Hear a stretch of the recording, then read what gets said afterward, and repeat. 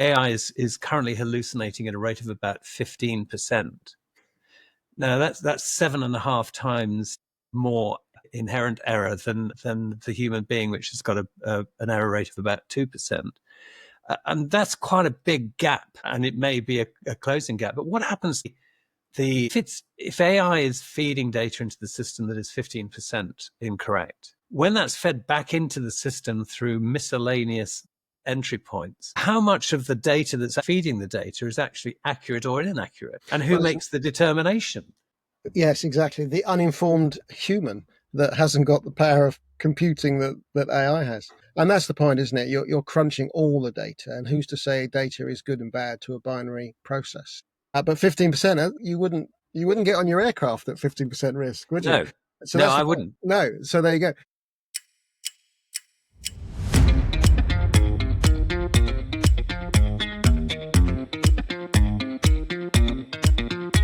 Welcome to the Success Consultancy's Just Great People podcast, the podcast that introduces you to ordinary people who've done extraordinary things. My name is Barry Eustance, and I'd like to introduce you to today's guest.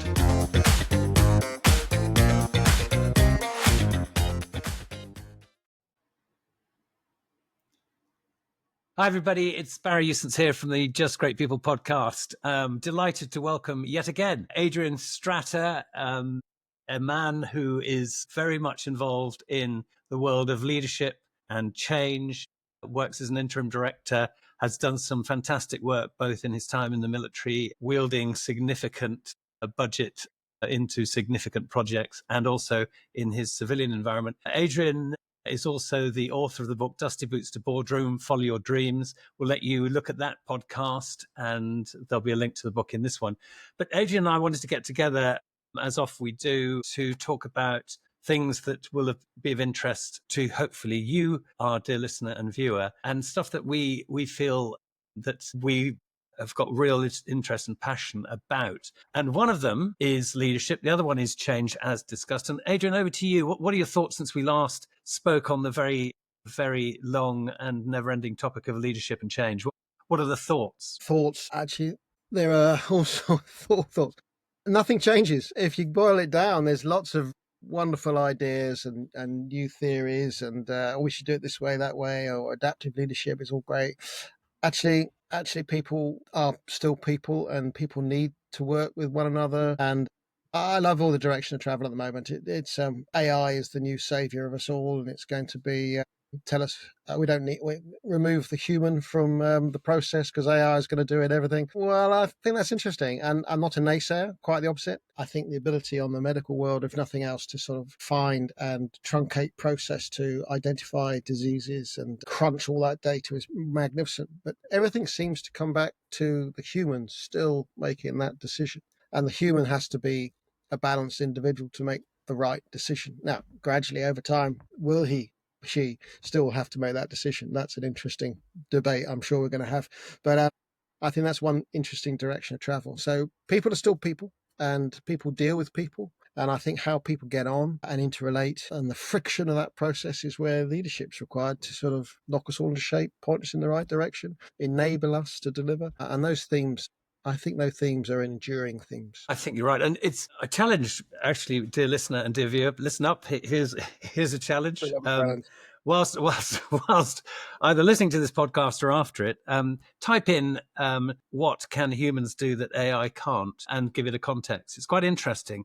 It's pretty upfront about the differences, and there are material differences. And I had a podcast recently with Mark Blackwell, and we were discussing just this point. And if anybody's got any doubt about that, look at the Industrial Revolution, look at the digital revolution. Remember, AI is the servant of the human being and should remain so. And yet there is great resistance. If you listen to Mo Suleiman and others, Mo was the AI guru in Microsoft and elsewhere, that actually regulating AI is so dangerous because, not that it shouldn't be done, but that actually if it's done, you get an asymmetric advantage with potentially bad actors. which would really be a very, very bad development.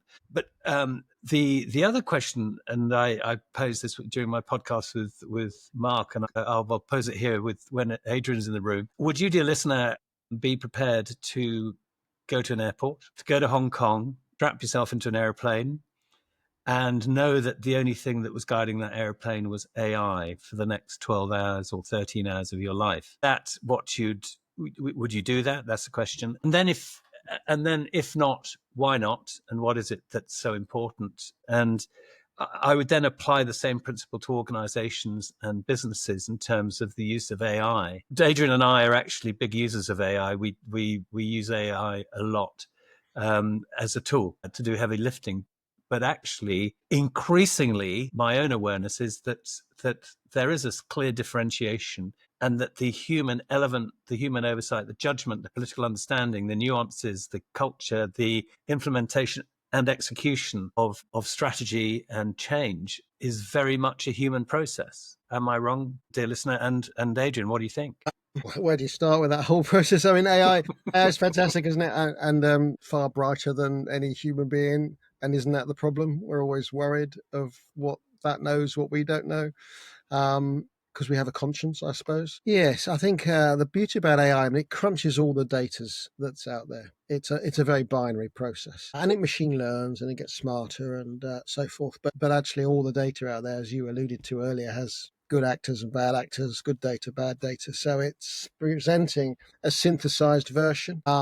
And it's always going to come up with a median answer. Is that the safe answer? Maybe how do you actually take a balanced risk and move things forward? Sometimes you need to take risks in business, quantified risks, obviously, business life and so forth. So if it's always giving you the safe answer or the evaluated answer with flawed data, how much do you want to trust it? I think the analogy of you're going to get on a plane is such an apposite one. Although I'll challenge that, because about 20 years ago, was it trying to fly cargo planes around the globe without a pilot? Well, with no one aboard?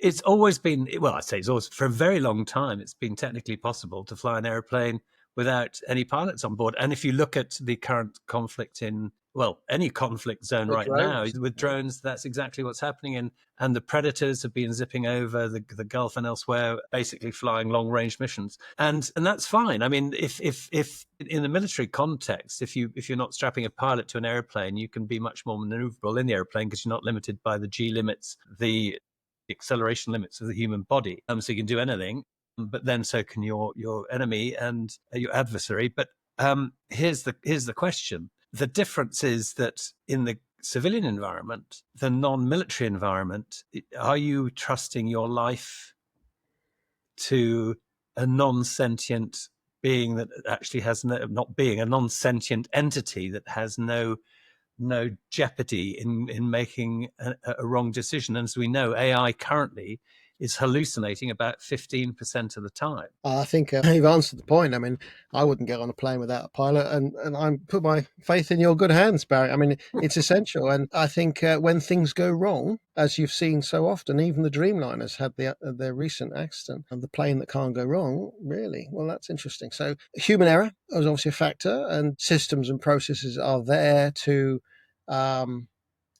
prevent human error and catch us. But actually, is this a case of the reverse happening? I mean, I don't want to start hairs. I think that's the issue, isn't it? That it's unknown. It's unknown. It's difficult to quantify. I mean, certainly the statistics, because I have friends who are nervous flyers, and I would emphasize that I've flown 8 million miles, not only as a pilot, but also as a passenger. So I've been up front and down the back. And so to reassure my nervous friends and colleagues, I just let them know that, hey, that's what I've done and slept soundly throughout. There's flying. Statistically, it's the safest form of travel. Exactly. You're basically 104 times more likely to die in a road accident for the similar mileage than you would in an airplane, which has humans in the system, a major component of the system. And that takes us to the whole question of consulting and interaction and leadership and management in companies, Adrian, isn't it? That if you wouldn't do that in an airplane, why would you do it in Absolutely. a company or an organization? It comes back to the very fundamental point, kind of alluded to earlier, both have really, is you've got to have your strategy. of course, and AI can help you develop it. It won't do it for you yet, and nor should it, because actually at the heart of everything, the human is still making and taking decisions. So actually, is the human element capable of making and taking those decisions? And isn't that the nub of the issue?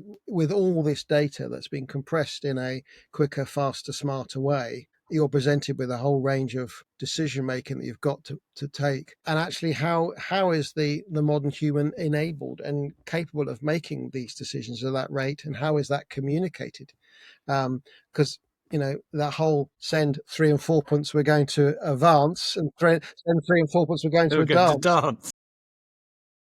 It's not, I mean, it's a very old argument, isn't it? But it still can happen, because for all the wonders of modern communication we have, of all the devices we now have, actually, what platform you're on, I mean, maybe it's me, but I just have got all the communications tools in the world to communicate people, and there is still confusion with people. And that's just a very silly example on a very social level. And so with all this enablement, we still struggle to get the right message. And maybe that's because people are very distracted. Well, that distraction still exists in the AI world. And you mentioned about pilots. I mean, pilots of drones are completely distressed by what they're seeing, and they have to be dealt with in the exact same way as the human. So the human is an emotional being, sentient being, and it's not always living in a binary world. And what sort of world would it be if we removed that decision making? So I think the human face of business is actually very important. Customer service. I mean, how many platforms have you been on where you speak to a chatbot? However brilliant that is, as soon as you get through to the human, you can get your question over and you can sort it out and you can solve your problems. And therefore, customer service is so much more smart if it's dealt with by the person, or perceived to be. It has a cost, but it depends on what you want and how communicative you want to be in your business. So I think people will still like doing business with people, but your earlier suggestion that the speed of change, I mean, the change cycle from the horse to the car to the technological revolution is just getting more compressed and more sharp in the whole cycle of change. And I think that's a very strong argument, isn't it? Given that the ultimate stakeholder in this whole process isn't AI itself, it's human beings. We're working in an environment where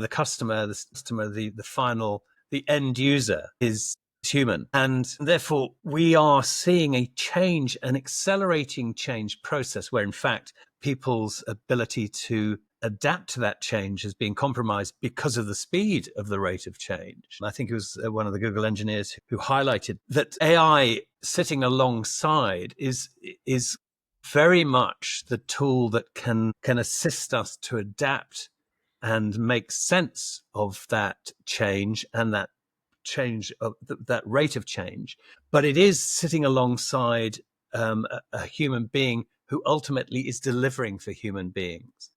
Whilst we've just seen that Microsoft, this is recorded in July 2025, everybody. So Microsoft have just laid off 15,000 people and suggested that they go and learn to use AI. And I think learning to use AI is a very smart thing to do, in much the same way as during the Industrial Revolution, there was great turmoil about what would happen when these traditional forms of employment were changed, and they did change fundamentally. But people reskilled to the new technology. What doesn't adapt hugely quickly is the 2 million-year-old brain between our ears that is designed for the savannah, that basically hasn't adapted quite as rapidly as all of the other processes that are spinning around us. We're still fundamentally that same human being with the same reptilian brain tucked away in the center of it. So it's that balance, isn't it, between AI and the human as a team rather than one supplanting the other.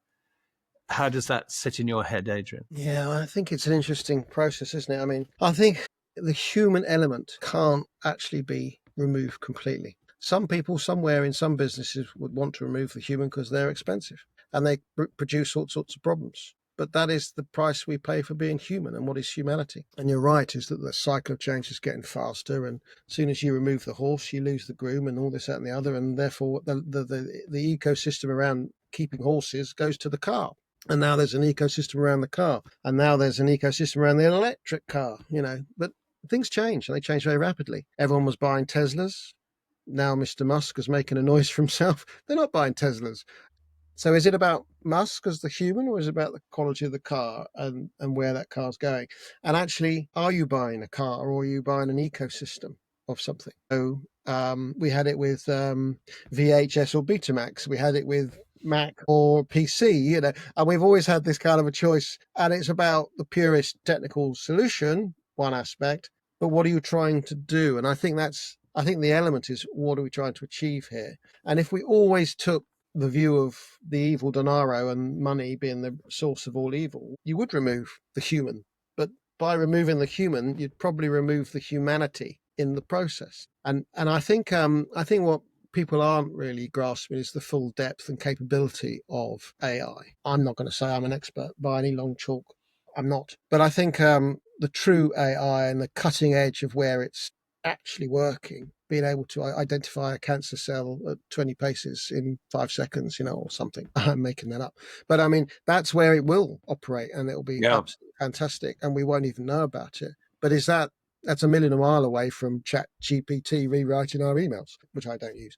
But where do you create the unique person that makes us human? I think it's I'm not having a kickback against AI, but I think everything is a balance, and the world is an ecosystem of a balance. And I think the adaptation are getting faster and faster and faster, and you've got to run fast to keep up. Or do you just behave in a more smart way? And actually, if you're trying to run a business, I think you cannot take your eye off AI. It's a future thing. 3-4 years ago, it was all blockchain, and we don't hear blockchain. I mean, it's a subset probably of AI, but things are evolving at such a pace, you cannot ignore it. But what is its relevance to what you're trying to do in your end state and how you're delivering? So we mentioned, if you're flying planes from A to B, is it a good thing to take away the pilot? Put them all on a drone. Do you want to do that? And someone somewhere will be happy with Yeah, that. and do you want to be in it? Do you want to be in that drone? Whoa. And that's The point, isn't it? Yeah. that's the market Not for acid 8 test or million litmus miles test. or whatever you did. Yeah. Thank you, but no, thank you. Yeah, the big point. And in fact, essentially the analogy I gave was not that you'd have a human pilot sitting in a porter cabin at Heathrow or wherever, as a lot of the military drones do. Certainly Predator, I think, does. But it would be that, would you entrust AI alone to control that airplane? And if you wouldn't, why would you allow it to drive an organization? And I say this as I say, a heavy user of AI. As you know, Adrian, I use the StratNav app a lot, and StratNav app has got a very, very powerful AI capability built into it. And exactly what you were saying earlier on about the discretion, the human discretion to go and to contextualize and look at the political consequences and the cultural consequences and the value-based consequences of a particular decision or series of decisions based upon an AI output. StratNav app gives you that option to say, no, that's not for us for whatever reason. And it is, we've talked about outcomes, haven't we, oft? And it's the outcome basis. What, as you said just now, what is the outcome of this? What are you looking to achieve? Given that, I was at an Oxford Review presentation recently with David Wilkinson, and David was indicating that AI is currently hallucinating at a rate of about 15%. Now that's 7.5 times more inherent error than the human being, which has got an error rate of about 2%. And that's quite a big gap, and it may be a closing gap. But what happens if AI is feeding data into the system that is 15% incorrect? When that's fed back into the system through miscellaneous entry points, how much of the data that's actually feeding the data is actually accurate or inaccurate? And who makes the determination? Who, yes, exactly. The uninformed human that hasn't got the power of computing that AI has. And that's the point, isn't it? You're crunching all the data, and who's to say data is good and bad to a binary process? 15%. I mean, it's as low as that. You could say. I don't know. It's getting better. But 15%, you wouldn't get on your aircraft at 15% risk, would you? No, I wouldn't. No. So there you go. So I do think it's really interesting. And I think it's taken a while for people in business necessary to work out the advantages. And I think what worries me in some regard is that actually we're all jumping on the bandwagon to keep up, and we're running to keep up, but we're all half a step behind. That's the first thing to say, because we think it's an advantage and we think we should be, and to be not on the boat is a risk. But actually, the cutting edge of AI is so far ahead and out of our reach, it's a worry. I think it comes back to something in the middle ground, and you're absolutely right to mention StratNav, because actually, what is it you're wanting to do? And if that can condense, say, the political, well, who can condense the political situation in the Balkans or the Middle East at the moment? I mean, it's changing daily, and what's right and wrong, and there's your error straight away. You get people writing good things and bad things, and with a gender-driven process, and that's all data. So, what is the geopolitical stability or non-stability? Stability might be a good thing for your business. Maybe it depends on your business. We would just say no, but actually, how do you make and take those balanced decisions? So, actually, with all this data and this informed information you have, how do you then make and take the right balanced decisions? And how do you then get it promulgated out, down, and through your business to make sure you're making and taking the right decisions? Boeing's intimately as much as Boeing, Airbus, but the drama they've had trying to have hands-off and automated flight processes is not always working. And that small percentage of risk is completely damaging that business.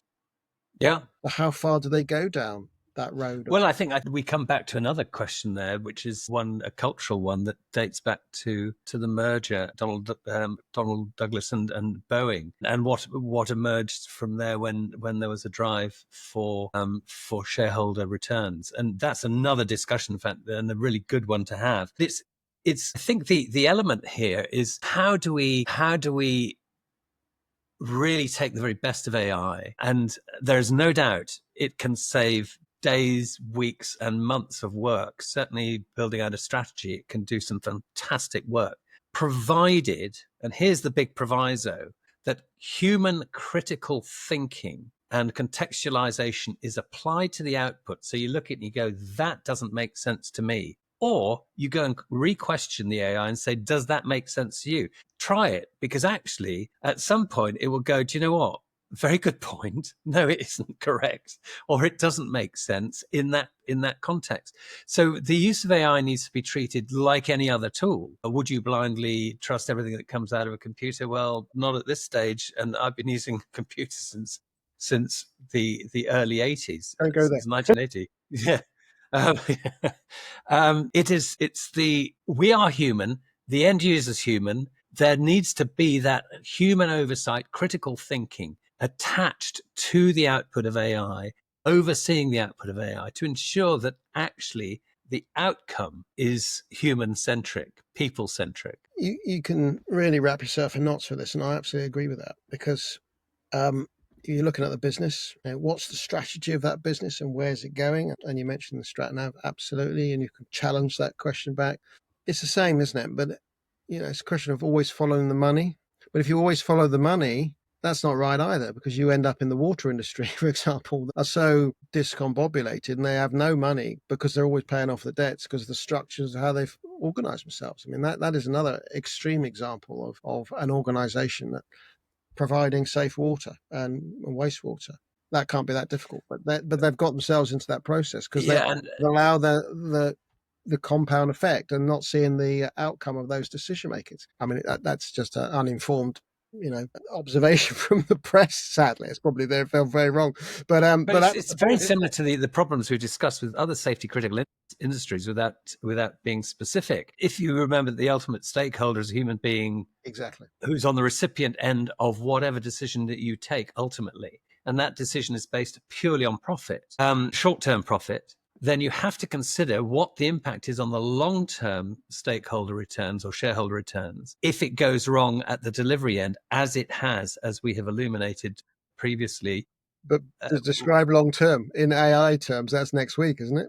Well, the next microsecond. The Francis Wade of Framework Consulting goes all the way out to 25 years on his retreats, not assuming that people are going to be seriously accurate at the 25-year level, but actually by the time they backcast to where they are now and say, well, let's do this, let's go out and have some clear visualization of where we might be in 25 years time. What does it look like?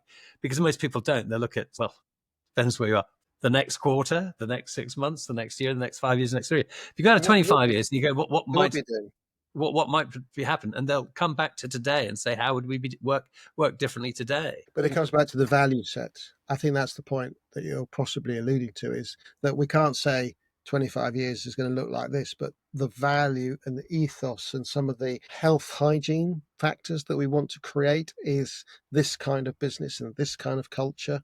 How do we then enable that process? Maybe that's a good thing to guide our decision making in the long term to become medium term to short term and so forth. So you don't get blown off course by profits are up, profits are down, profits are, and that on a daily basis, because you've got to take a long term view. But that's how you're trying to interpret some of your strategic thinking. And that's the whole point about strategy and not tactics. But that's a whole nother podcast, I think. Yeah, that's another one. We keep making work for ourselves, but it is. And the great Warren Buffett and Charlie Munger at Berkshire Hathaway, or Berkshire Hathaway, depending how you want to pronounce it. They didn't care whether the market's closed for 10 years. They bought into great companies run by great people producing fundamentals that people wanted, and took a long-term perspective. And there's a great merit in that. And it's a particularly rare attribute to be able to take that kind of long-term perspective. It is a concern. It is a risk, I think, that in the era of AI, people get hooked into rushing up to the keyboard, hitting their GPT. And mine's called Tim, by the way. Painful. All I know. No, it's called Tim. This comes from the Harry Enfield, which was Tim, nice but dim, which was these, because it is highly capable. There's no question about it, and I many personas. But actually, when you challenge the data coming out of the AI, you challenge the large language models, and you start challenging the output with just gross error checking, you get a lot of backtracking. Yeah. And there's a lot of interaction between myself and Tim. As much computing power in this phone there is on your plane, almost. Yeah, absolutely. And the rate of change, and that's driven by your Apples and your Googles and your Alphabets, and dare I say the Chinese. And where does that stop? If that is a race, if that's the next arms race, where does that stop? And how in hoc to these companies are we? Because they're the billion-dollar companies, trillion-dollar companies. Or the trillion-dollar companies, that is potentially a scary thought, that actually we're all becoming completely absorbed. And that is a concern, isn't it, in society, a societal trend, that we're all going to sort of have big proboscis eyes and a big long finger that's going to adapt to our phones. Really? Is that that direction? I think people need useful work. So if people aren't being fully employed, what's going to happen? If AI is coming along and taking away jobs, fine, they're taking away the mundane, mandrolic type jobs. Good. But what's replacing that? And if that work isn't fulfilling, what is it that people will be doing? How do you manage that? So do you then position your company where you're providing fulfilling work, which is not always that easy, or is it completely ruthless, money-driven process that rides roughshod over that, and it's all after chasing the denara? And you're going to have a full gamut of that in the future, and that's the whole risk factor of where you want to put yourself. So there'll be ethical companies and some slightly less ethical, I guess. And that and the ability to be, dare I say, unethical in the brave new world of AI could possibly throw a lot of other companies out. I mean, where's the regulation and process and protection? And I think there's going to be very little of that, I think. And just as a bombshell, dear listener, and dear viewer, as Adrian and I come to towards the timeout on the podcast, I flew around the world in what was then one of the most modern airplanes flying, the Airbus A340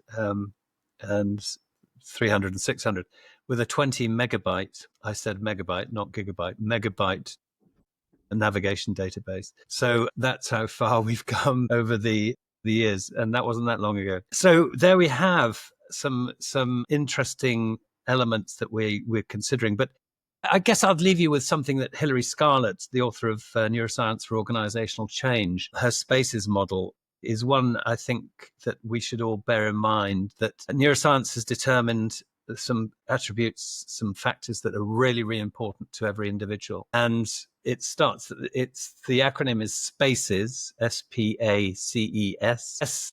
stands for self-esteem. A stands for autonomy. C stands for certainty. E stands for equity, which means fairness. And S stands for social connection. And if you go through that list and the environment in which you're working and the tools with which you're working, tick all of those boxes, you're probably in pretty good shape. But if they don't, and if you're missing as a result of it, you don't have self-esteem, you don't have autonomy, you've got no certainty, there's no equity, and you've lost social connection, there are real problems. And remember also that the social connection, the loss of social connection, triggers the same neural pathways as physical pain. So we as a species and as leaders in our various professions need to be aware of the vital human elements that are required to satisfy the human being and to make them content in their environment, whether that's in work or outside work. And I think we risk those by overuse of any particular tool at our peril. Really good point to finish on. And culture trumps everything, doesn't it? Apparently for breakfast. So listen, there we are. Another great chat with Adrian. Thank you so much, Adrian. Adrian and I meet every once in a while for a cup of coffee at a Loomies on the A32 and often on this medium as well. So listen, we hope you enjoy the podcast. But remember, Adrian's book is released now. And Adrian, just to confirm from you, so I don't get the name incorrectly spelt or transmitted, there it is. Dusty Boots to Boardroom, Follow Your Dreams. And there's a podcast all about that we'll link to as well. Adrian Stratta, as always, a great pleasure, Adrian. Lovely to see you. And we look forward to speaking again very, very soon. Thanks, Barry. Cheers. If you'd like to know more about the Success Consultancy's People, Change, Leadership and Management Framework, please simply click on the QR code or in the link in the show notes below. And please do remember to like and subscribe the Just Great People podcast. Thank you. So that's it for today's Just Great People podcast from the Sixsess Consultancy. We hope and trust you've enjoyed it. Please join us next time and please do remember to subscribe. Thanks for joining us.